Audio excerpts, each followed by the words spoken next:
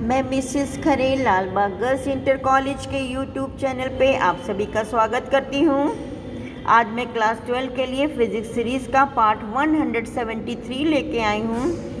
आज मैं बताऊँगी determination of wavelength by measuring fringe width. Fringe की चौड़ाई नापकर प्रकाश की तरंगदैर्घ्य ज्ञात करना। ठीक है बच्चों, यहाँ पे क्या है, ऐसे रेखा छिद्र है जो एक वर्णीय प्रकाश से दीप्त है। इससे एक वर्णीय प्रकाश आ रहा है। S1 S2 एक दूसरे के समीप दो रेखा छिद्र हैं जो रेखा S के समांतर तथा S से बराबर दूरी पर हैं। S S1 और S S2 बराबर। S से चलने वाली प्रकाश तरंगे S1 S2 पर समान कला में पहुंचती हैं। हाइगन के वेव सिद्धांत के अनुसार S1 S2 जो है नए तरंग सोर्स का कार्य करते हैं। इनके बीच कलांतर नियत रहता है, अतः S1 और S2 जो है कोहेरेंट सोर्सेज हैं। S1 और S2 से सेकेंडरी वेवलेट्स निकलती हैं जो दूर स्थित पर्दे पर व्यतिकरण फ्रिंजें बनाती हैं। इन फ्रिंजों की चौड़ाई नाप करके प्रकाश की तरंगदैर्घ्य निकाली जा सकती है। अब मानिए दो जो कोहेरेंट सोर्सेज हैं इनके बीच का डिस्टेंस है स्मॉल d और स्लिटों की पर्दे से दूरी है कैपिटल D। माना कि पर्दे पर स्थित बिंदु P पर एक दीप्त फ्रिंज, ब्राइट फ्रिंज मिल रही है और रेखा छिद्र S1 S2 का लंबार्धक जो है ये आपका CO है।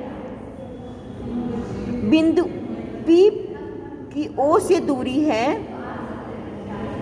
x, बिंदु P की O से दूरी है x। S1 S2 चलने वाली तरंगे बिंदु P पर पहुंचने के लिए देखिए, जो S1 से तरंग चलेगी वो S1 P डिस्टेंस ट्रेवल करेगी, जो S2 से तरंग चलेगी वो S2 P डिस्टेंस ट्रेवल करेगी। अब देखिए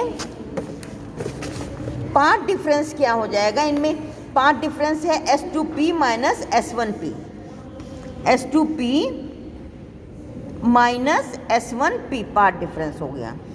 अब इसे लंब डाल दें तो पाथ डिफरेंस क्या हो गया, इतना इस वाली तरंग ने इतना distance S2A distance extra travel किया तो पाथ डिफरेंस हो गया S2A।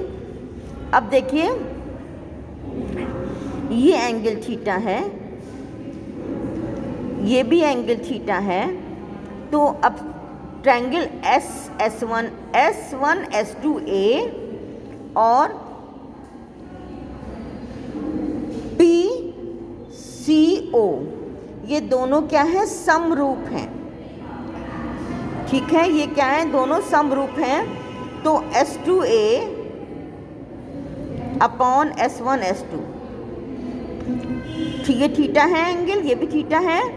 तो देखिए S2A ये आपका लंब हो गया, S1 S2 क्या कर्ण है, यहाँ पे भी देखिए लंब क्या है OP और कर्ण क्या है CP। क्योंकि दूरी CO जो है S1 S2 की तुलना में बहुत बड़ी है तो हम CP को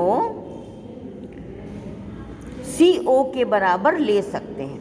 CP की जगह ले लिया CO। तो S1 S2A क्या है, ये S1 S2 क्या है, ये स्मॉल d, x क्या है, OP क्या है, x लिया था और d क्या है CO। तो S2A बराबर XD अपॉन कैपिटल D। अब देखिए S2A क्या, पाथ डिफरेंस।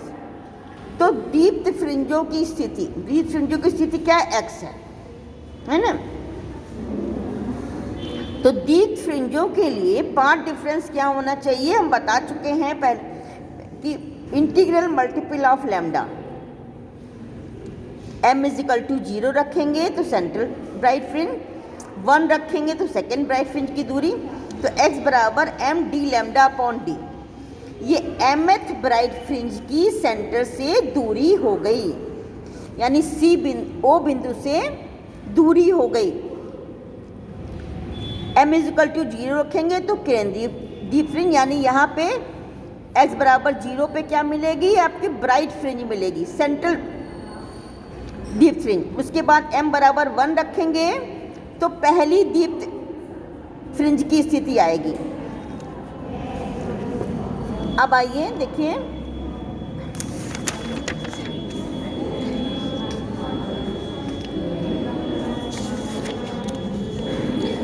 अब देखिए अदीप्त फ्रिंज के लिए, अदीप्त फ्रिंज के लिए क्या होगा, पाथ डिफरेंस क्या होना चाहिए, odd multiple of lambda, m minus 1/2 into lambda, m बराबर 1 तो पहली डार्क फ्रिंज की स्थिति आ जाएगी, m बराबर 2 रखेंगे सेकेंड डार्क फ्रिंज की स्थिति आ जाएगी। तो ये आपकी mth डार्क फ्रिंज की सेंटर से दूरी आ गई।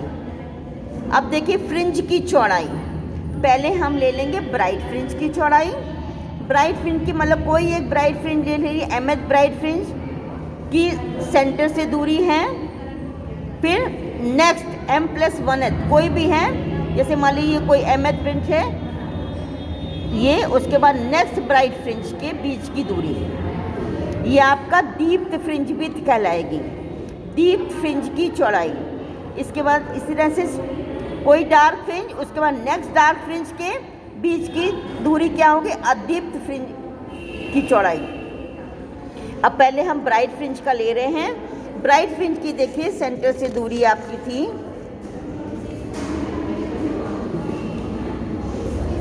M d lambda upon small D.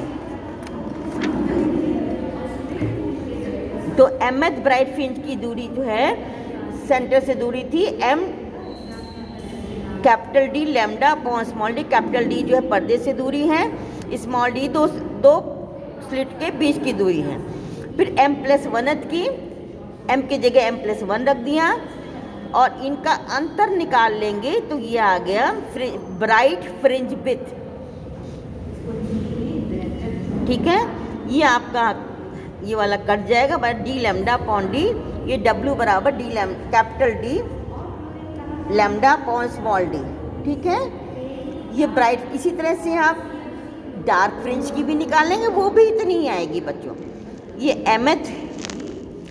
mth bright dark fringe की दूरी हो गई, सेंटर से दूरी, और m+1 के लिए m की जगह m+1 रख देंगे, फिर डिफरेंस निकालेंगे, यही आएगा। ब्राइट और डार्क फ्रिंज की चौड़ाइयाँ सेम होंगी। ठीक है, एंगुलर फ्रिंज विड्थ देखिए, एंगुलर फ्रिंज विड्थ के लिए आपको है क्या करेंगे, तो ये mth ब्राइट फ्रिंज की जो है एंगुलर डिस्टेंस हो, ये आपका लीनियर डिस्टेंस है सेंटर से, और ये क्या है, ये एंगुलर पोजीशन है mth ब्राइट फ्रिंज की। ठीक है, तो इस कैपिटल डी से डिवाइड कर देंगे।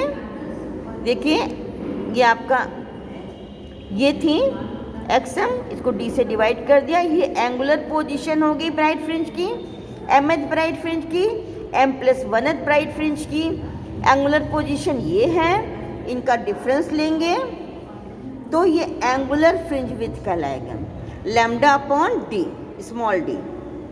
ठीक है, लैम्डा अपॉन स्मॉल डी क्या है, एंगुलर फ्रिंज विड्थ। इसको W अपॉन डी भी कह सकते हैं, W क्या है, लीनियर फ्रिंज विड्थ है। ठीक है, आज के लिए बस इतना ही, मिलते हैं नेक्स्ट पार्ट में।